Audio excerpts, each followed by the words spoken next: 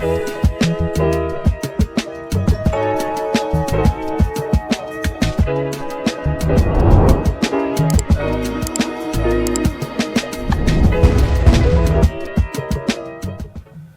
here we go to an episode of On Point EDC. Today I have a really cool review for you guys from the brand Reeve knives. If you don't know this brand, they are made in the USA. This brand was actually originally founded all the way back in 1984 out of Durban, South Africa, and they're now proudly based out of Boise, Idaho. Their market segment is from luxury to high-end, and high-end luxury is probably the best way to describe it at this point, just because of the reputation they've built as really one of the finest production knife makers in the world.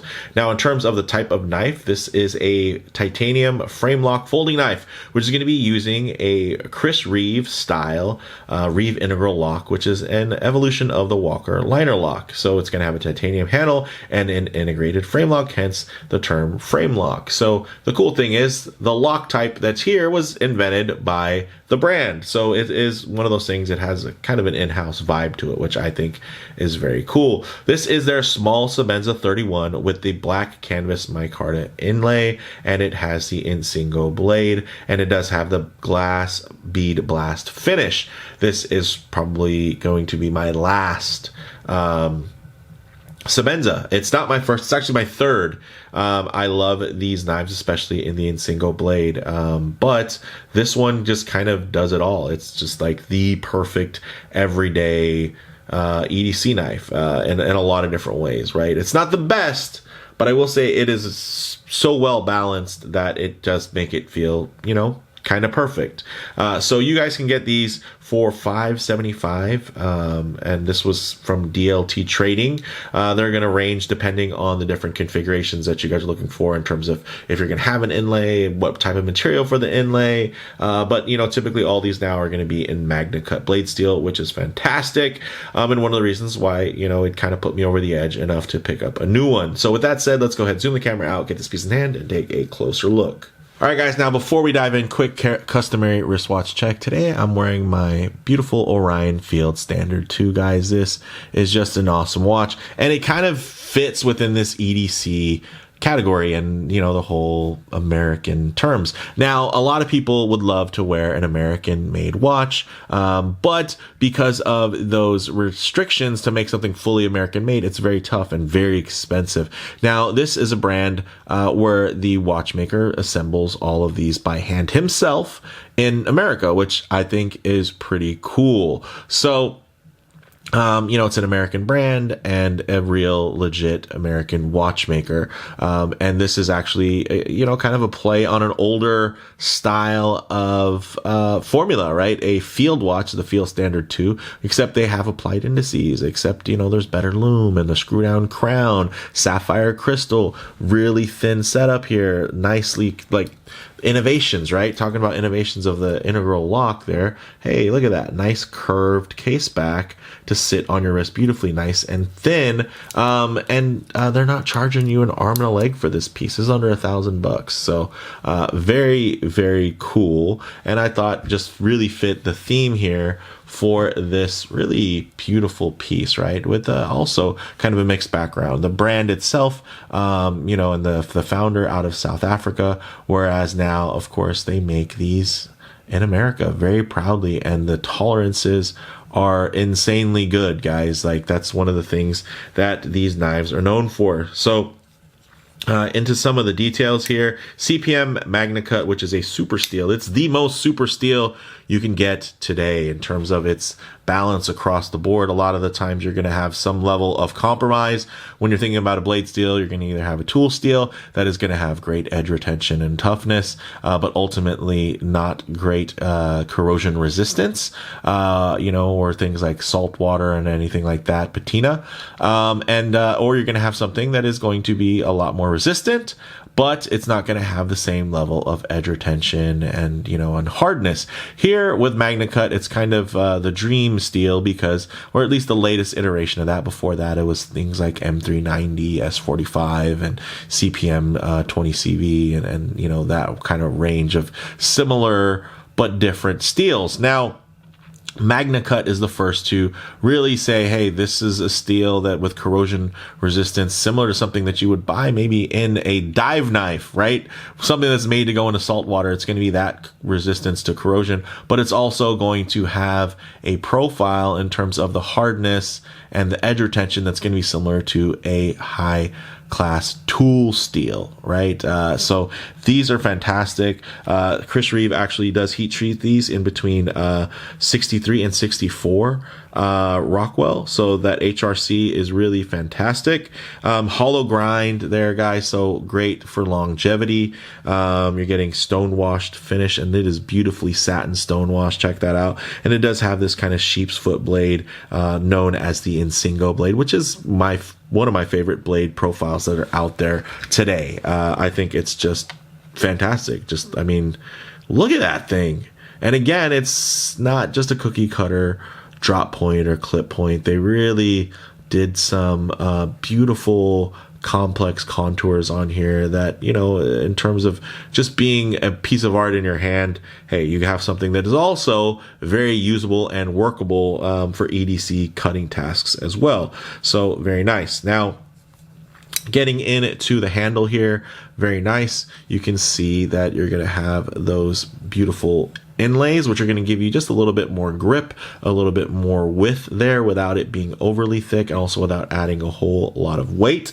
And then the nice thing is you're going to get that newer updated glass bead blasted finish. So the titanium here is going to be a lot smoother, not necessarily smooth to the touch, smoother to the touch than the more porous finish, but also it's going to be a lot better wearing in terms of you know, picking up any types of snail trails or anything like that. So it's going to wear a little bit nicer, and it's going to kind of retain this look longer. And I think this sheen on here is a bit more premium feeling. I can probably compare it. Let me see. This was my first Sebenza, which is a knife art exclusive. The Sebenza 21 versus the 31. Main thing you can see just that jumps out at you is going to be that little tooling hole. But also I added this really nice milled clip, which is also made in Idaho. So very cool there. And the finishing you can see here, this has been carried and used, and you know, it does have a lot of great little wear points. If it had both titanium scales, you'd probably notice it more. Of course, here the carbon fiber is going to pick that up and kind of hide it very well, thanks to a lot of the patterning and everything there.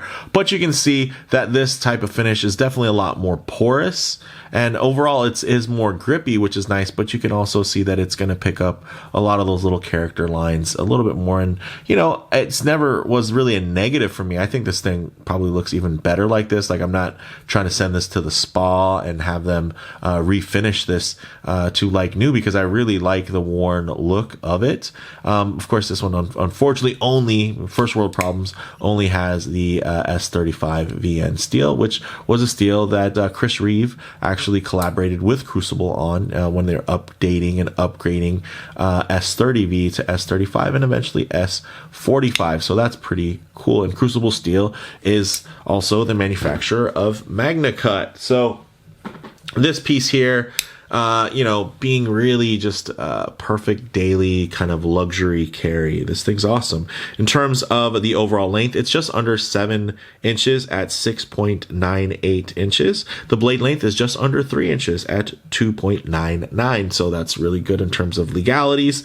Close length just under 4 inches at 3.98. So really, you know, those are kind of my perfect proportions. I normally like a 7-inch knife with a 3-inch blade and a 4-inch handle, and this fits that silhouette pretty perfectly. Only weighs about 3 ounces, which isn't super lightweight, but it also is far from heavy for a knife of this size. Now, in terms of the in-hand ergonomics, guys, really nice ergonomics, very comfortable in hand, great beveling. That's something that you can really appreciate here, guys. Check that out. Even the tooling around where you're getting the screws to go in, it's just a whole nother level. Very, very tight tolerances. I mean, if any of you guys have really done some homework on Chris Reeve, you guys know that they're pretty legendary when it comes to the level of tolerances. Check out that nice rounded spine there.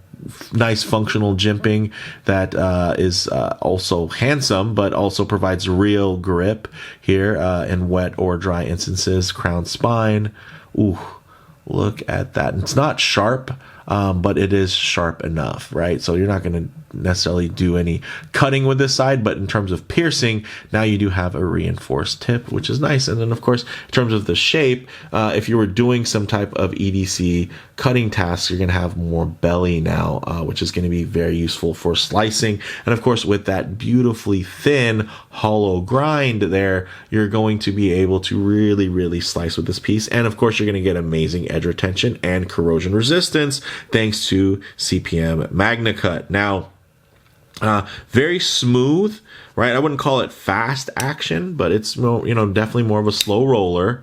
It definitely feels very, very smooth. I have also handled some very high-end knives that feel a little bit smoother, but I will say in terms of consistency here, they are definitely a leader. I would probably have to give it a lot more wrist flick to really get it going. I typically don't like to open these knives up and really lube them and polish up the washers and everything until I feel like it's dirty and it needs to be done. I prefer to kind of wear them in right there at the factory spec, just instead of trying to rush things. So this one's still in that phase where it's just very smooth.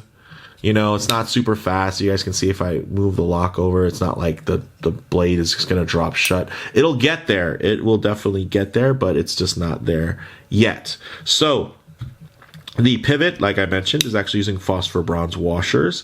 And then it also does have a heat treated lock face here, so you don't need that stainless steel insert. So you're going to be getting, it's totally fine to have that hardened steel on titanium, interaction. But one of the things that will help is that you also do have now a ceramic detent ball that is going to be gliding across, the inside of the blade there. So that definitely helps as well.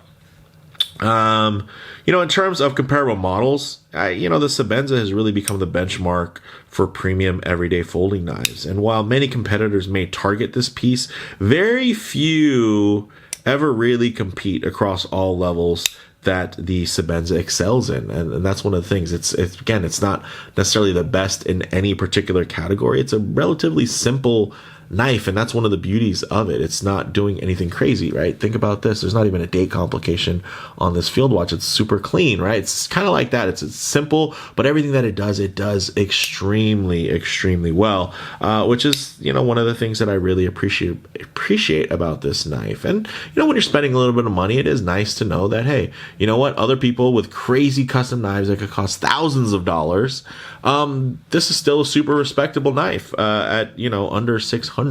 And I know some people are like, $600 for a knife, that's wild.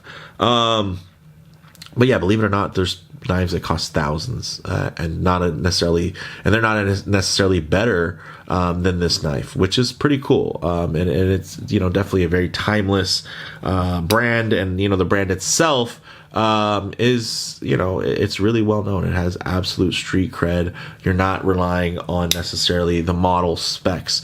It's just overall holistically top to bottom, this is a legitimate brand that has proven themselves in terms of support, in terms of the owning experience, in terms of long-term warranties and everything like that. Like Chris Reeve is definitely where it's at. So again, not the best knife ever made, but could it be the most perfect knife?